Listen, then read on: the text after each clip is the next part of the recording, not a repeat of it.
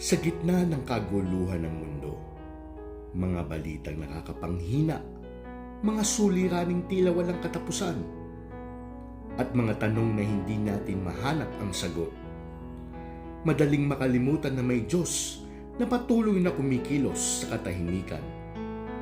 Ngunit ngayong panahon ng Kwaresma, tayo ay inaanyayahang huminto, huminga, makinig.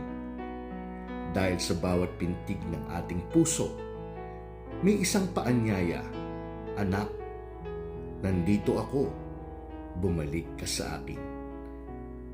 Huwag kang mangamba, a Sunday Lenten Reflection. Huwag kang mangamba,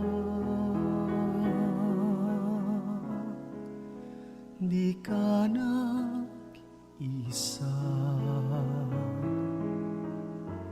Sasamahan kita saan man magpunta.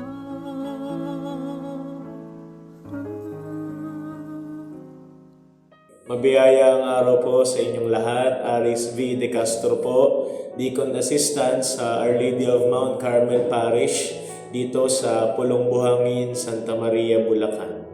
Ngayon po tayo ay nasa ikalimang linggo na po ng Kwaresma. Ito po ang linggo kung saan mapakikinggan natin sa mabuting balita na binuhay ng ating Panginoong Jesucristo ang kanyang minamahal na kaibigan na namatay, na si Lazaro.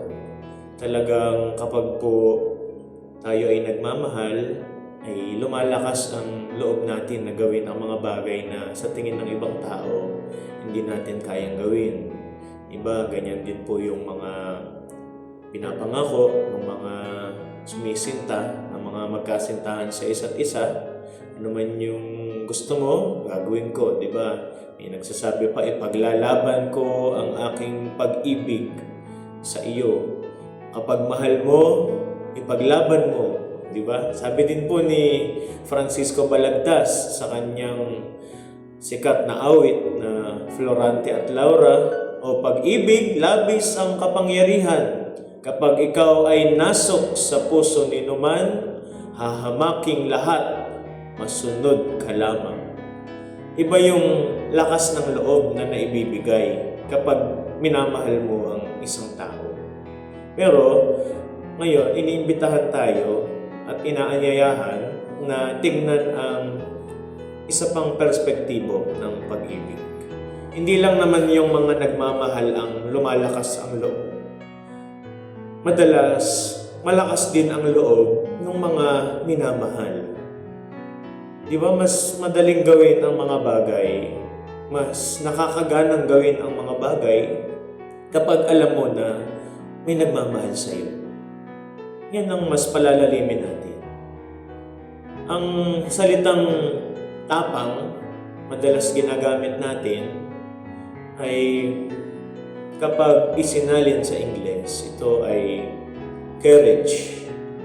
At ang salitang courage, kapag inugat ang pinagmulan nito mula sa salitang Latin, ito ay cor. Ibig sabihin, puso. Pinapahiwatig sa atin na ang tunay na tapang ay hindi sa mga labas na mga elemento nagsisimula. Yung mga kumakapit lang sa mga panlabas na elemento, angas lang yun, tapang-tapangan lang yun. Halimbawa, matapang ka kasi meron kang mga kadikit dito sa paligid na pwedeng magtanggol sa'yo. Lakas ng loob, tapang, pero mababaw. Paano kapag nawala na yung mga kadikit mong iyon? Ano na mangyayari sa'yo? Duwag ka na uli. Kaya ang magandang kahulugan ng tapang, yung dito nagmumula sa puso. Kaya maganda din yung ginagamit nating salita ng mga Pilipino sa tapang. Kadalasan, hindi lang naman tapang ang sinasabi natin. Kapag matapang ang isang tao, sinasabi natin, malakas ang loob. Kapag duwag ang isang tao, sinasabi natin, mahina ang loob. Yung loob ang tunay na pinagmumulan. At ito din pong loob na ito yung pundasyon ng ating Panginoong Hesukristo. Una, pundasyon niya yung pag-ibig niya sa atin, yung nasa loob niya. Kaya binata niya ang lahat, naghirap siya, namatay siya para sa atin, ginawa niya ang gawain ng kaligtasan dahil sa pag-ibig niya sa atin, dahil mahal na mahal niya tayo. Pero sa kabilang perspektibo, bukod sa katotohanan na mahal tayo ng ating Panginoong Hesukristo, matibay ang loob niya, matapang siya, dahil sa loob niya, sa mismong puso niya, siya ay kumbinsido na mahal siya ng Ama. Kaya alam nating lahat, sa dulo ng kanyang buhay, isa sa mga 7 salita na pagninilayan natin sa Biyernes Santo, Ama, sa mga kamay mo, habilin ko ang buhay ko. Malakas ang kapit, malakas ang tiwala ng Panginoong Hesukristo na hindi siya pababayaan ng Ama hanggang sa huling sandali ng pagsasakripisyo niya para sa atin. At itong lakas ng loob na ito, itong tapang na ito rin ang pagkilos na itinuro ng ating Panginoong Hesukristo sa kanyang mga alagad sa napipintong pagdiriwang natin ng muling pagkabuhay ng ating Panginoon. May magiging ebanghelyo tayo na pininilayan sa darating na panahon ng Pasko ng muling pagkabuhay, kung saan ang Panginoong Hesukristo pumasok sa pintuan na nakakandado. Bakit? Para payapain ang loob ng mga natatakot na mga alagad. Nung panahon na yun, nagkukubli ang mga alagad. Bakit? Napakaraming tao sa paligid. Maaring tinutugis na sila. Maaring papatayin din sila gaya ng ating Panginoong Hesukristo. Pero hindi tinanggal ng Panginoong Hesukristo ang mga ikinakatakot ng mga alagad sa labas. Hindi niya pinaalis yung mga tao na maaaring tumugis, na maaaring pumatay sa mga alagad.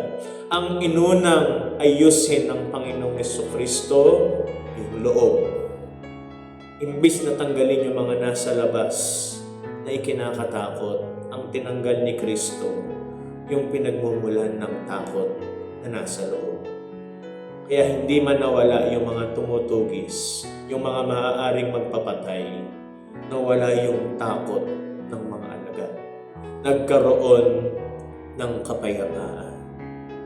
Subalit mga kapatid, itong lakas ng loob na ito na dulot ng pagkakaalam natin na may nagmamahal sa atin, dapat ay maunawaan natin ng maayos. Baka kasi ang isipin natin, mahal naman ako, kaya malakas ang loob ko na gumawa ng masama. Diba? Minsan nagkakaroon tayo ng gano'n na mga pagpapaliwanag sa iba, palusot sa iba. Okay lang yan, mahal ka naman nun, maintindihan ka nun. Okay lang magkasala, mahal ka ng Diyos, papatawarin ka rin nun. Yung lakas ng loob, yung tapang na kailangan nating isabuhay ay kailangan magkaroon ng tamang perspektibo. Kaya bukod sa inuugat natin kung ano ang totoong kahulugan ng lakas ng loob, dapat ugatin din natin kung ano ang totoong kahulugan ng pagmamahal.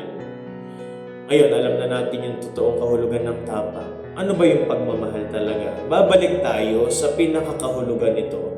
Ang pag-ibig, ang pagmamahal ay dapat laging nagdudulot ng kabutihan. Dapat laging naghahatid, naghahangad ng ikabubuti ng minamahal. Titigan natin ang krusipiho.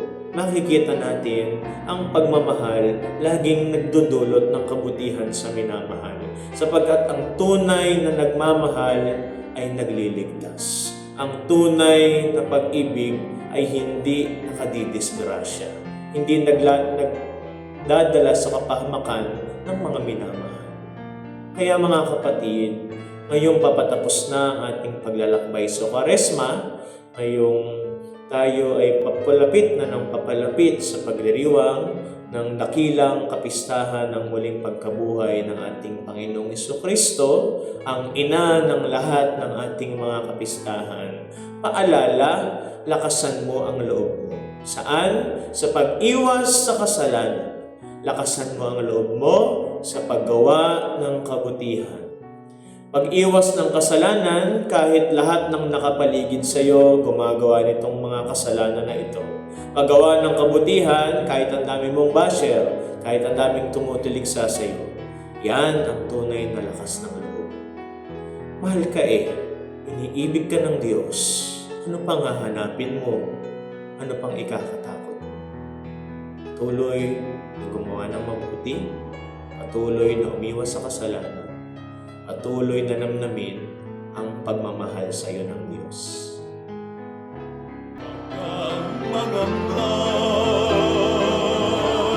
Di ka nag-isa, sasamahan kita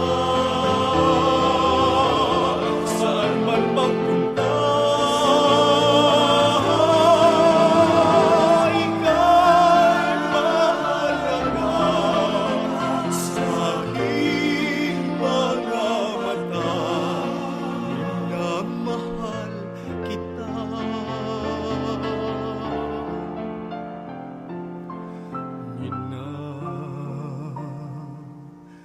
Minamahal